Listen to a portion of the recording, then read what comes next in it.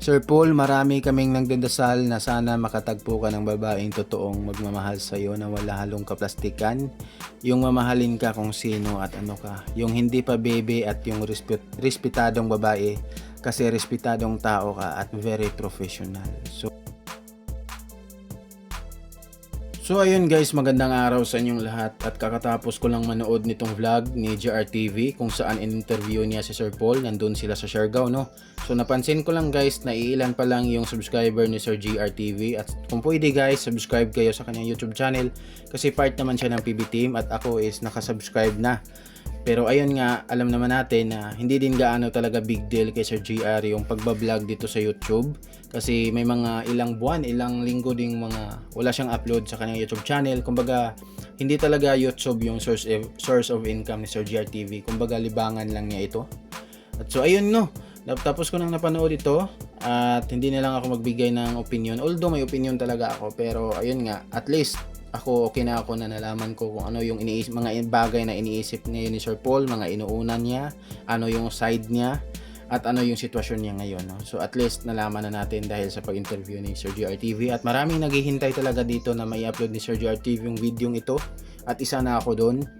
At ayun nga, magbasa na lang tayo ng comment. Ayun, syempre dito tayo sa unang comment. Ayun kay ma'am na I pray para kay Sir Paul na may tunay at tapat na nagmamahal sa kanya. Yung hindi dahil sa may magandang kinabukasan sa kanya, kundi yung dahil sa may pagmamahal at respeto sa mga desisyon ni Sir Paul. Huwag yung spoiled at pabibi. Ayun. May nag-reply naman dito kay ma'am na hindi ka makamove on. Babae ka pa man din. Ayun. Parang mahirap mahalin si Sir Paul dahil mayaman siya. Yan ang sabi ni Krishna na hindi siya bagay kay Sir Paul dahil mayaman siya. Ayun. Hindi naman po siguro parang mababaw lang yung ganon. Kasi marami naman dyan na mayaman na nakapagpangasawa ng hindi mayaman na babae. 'Di ba? Tulad sa sitwasyon ni Krishna at kay Sir Paul. Siguro nga in love nga si siguro kay Sir natamaan nga siguro si Sir Paul kay Krishna kasi after nung nagka-problema yung Chris Pao, iwan ko kung napansin nyo din, sa mga vlog ni Sir Paul after nun, talagang kita mo yung lungkot niya, no? Sa pagmumukha niya kung napansin nyo din guys. Kasi hindi gaya ng dati yung aura talaga ng mukha niya. Kita talaga yung nalungkot talaga siya sa nangyari siguro nilang dalawa kay Krishna. So, hindi naman yun maraming nangyari dyan na mayaman lang yung lalaki tapos hindi mayaman yung babae pero naging healthy yung relasyon nila, no? Naging masaya sila sa isa't isa. Saludo ako sa pagsagot ng ating progong biyahero. He is so humble and talk from the heart. Ito siguro yung mission mo na ibinigay ng nasa itaas, ang pagtulong sa mga nangangailangan. Ayun. To be honest, nakakaiyak at masarap pakinggan pag tinawag siyang daddy. Si Gerald minsan daddy lang, hindi Daddy Paul, parang ama na talaga. So ayun, may nag-reply naman kay ma'am na saan ka pa, may Daddy Paul na yung bata, mayroon pang Mami Yola. So Mami Yola, Madam Yola, pwede naman yun, ano bang masama doon? Pwede naman tawaging mami sa talaga, si Madam Yola. Marami namang katulad ni Madam Yola talaga na tinatawag na mami, no? Marami yan guys, hindi na yan bago. Pero mas maganda na dalawa yung mami talaga. Lalo na yung si Gerald at yung Mike. Mami Krishna at Mami Yola. 'Di ba? Pwede naman 'yun. Ayun, Sir Paul, iba pa rin yung may sarili kang pamilya. So iba talaga pero nasa kay Sir Paul na lang 'yan. So bilang fan tayo, sana bigyan ng mahabang buhay si Sir Paul nang sa ganon is maabutan natin yung makapagpaasawa pa siya. Although kung hindi man siya makapag-asawa, magkaroon ng pamilya, is happy pa rin tayo sa kanya. Diba guys? Sana kayong tatlo ay makahanap ng makakasama sa buhay na panghabang buhay. So ayun, ibig sabihin ni ma'am dito na si Sir Tots, si Sir Paul at si Sir JR. So makahanap talaga yan sila kung maghahanap sila, kung willing. Nakakahanap nga yung mga lalaking yung mga lalaking hindi mahirap, no, yung mga lalaking walang trabaho, nakakahanap yon kasi naghanap sila. Pero sila Sir Paul pa kaya, sila GRTV, yung Tots na stable yung buhay, may maraming pera, 'di ba? Sila pa kaya ang di makakahanap. Pero hindi ka talaga makakahanap kung hindi ka maghanap, no? At mahirap hanapin din yun sa tulad nila na sobrang respetado, formal at professional talaga gumalaw. So sa panahon ngayon, medyo mahirap talaga din na maghanap ng babae na makakasabay sa kanila, no? Salamat at na-upload na. Very much excited. The long wait is over. So ayun, marami talagang naghihintay dito sa kahit sa sa mga ilang video ko na in-upload. May nag-comment tungkol dito na sana daw ma-upload na ni GR yung pag-interview ni Sir Paul. So ayun nga, na-upload na at the long wait is over nyo. So check nyo guys, panoorin nyo sa YouTube channel ni GR TV.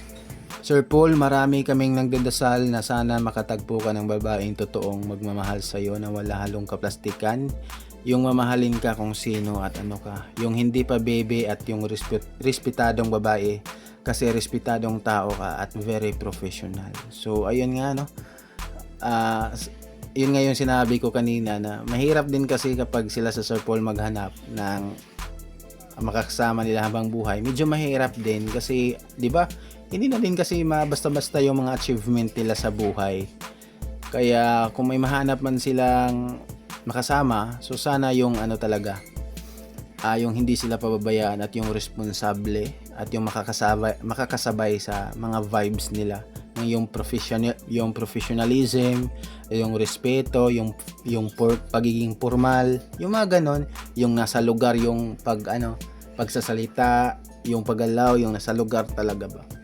So medyo mahirap din talaga sa part nila. Kasi mga professional po yung sila Sir Paul at yung mga kasama niya na yung mga sila GRTV at Sir Toots. Hindi mga basta-bastang tao yan.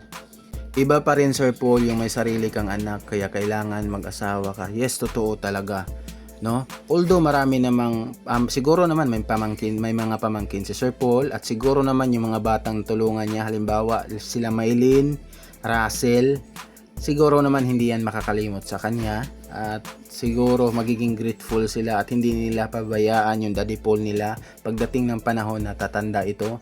Pero lang guys, iba pa rin talaga yung may sarili kang anak. Kasi yung pamangkin mo, yung mga batang yan tinulungan mo, hindi mo kumbaga wala kang diyan. Kumbaga tatawagin nating control or hindi literal na control guys, baka masamain nyo. 'Di ba? Kasi kapag pamangkin mo lang at yung mga batang tinulungan mo, hindi 100% ka sigurado na aalagaan ka, hindi ka pababayaan pagtanda mo.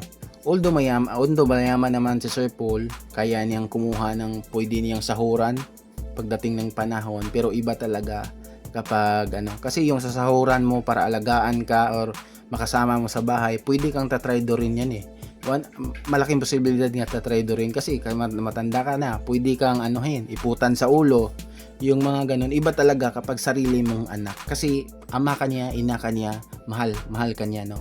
Although hindi rin sure na lahat ng anak mo is alagaan ka, hindi ka pababayaan pagkatanda mo, pero karamihan talaga sa mga nangyari sa mga anak, although mayroong mga nangyari na pinabayaan talaga yung mga magulang nila, pero wag mo nang pangunahan yung part na yan, no?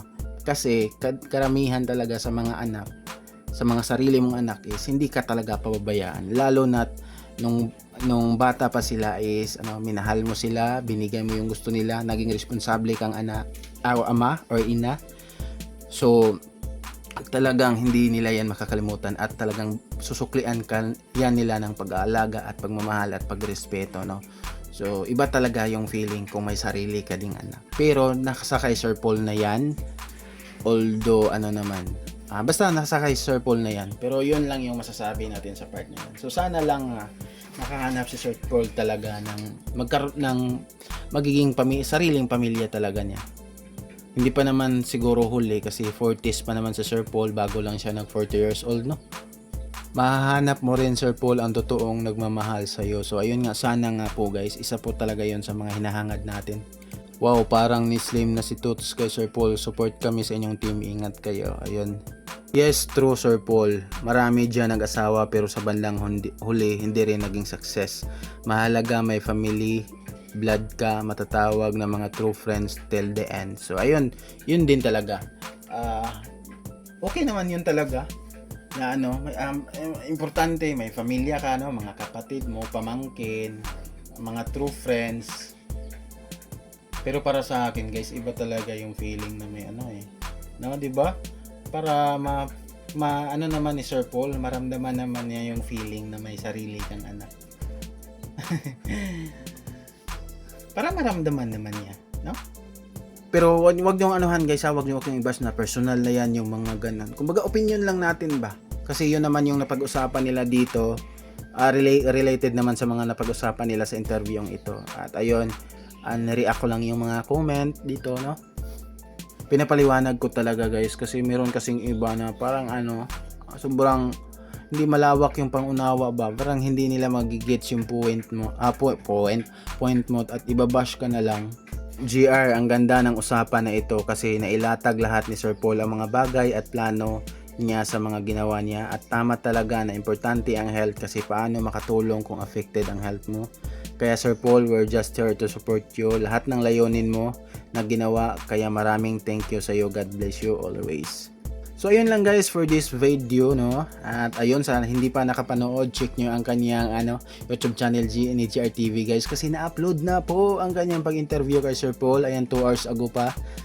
At ayun, maraming salamat for this video. Subscribe my YouTube channel guys at i-like itong video, and God bless inyong lahat. At guys, paalala, inom ng maraming tubig, at kung may lakad kayo, huwag kalimutang magdala ng payong kasi paiba-iba yung panahon, sobrang init tapos biglang uulan, no? So malapit tayo sa sakit pag ganon. So huwag kalimutan ng payong at inom ng maraming tubig, and God bless sa inyong lahat guys. Bye bye.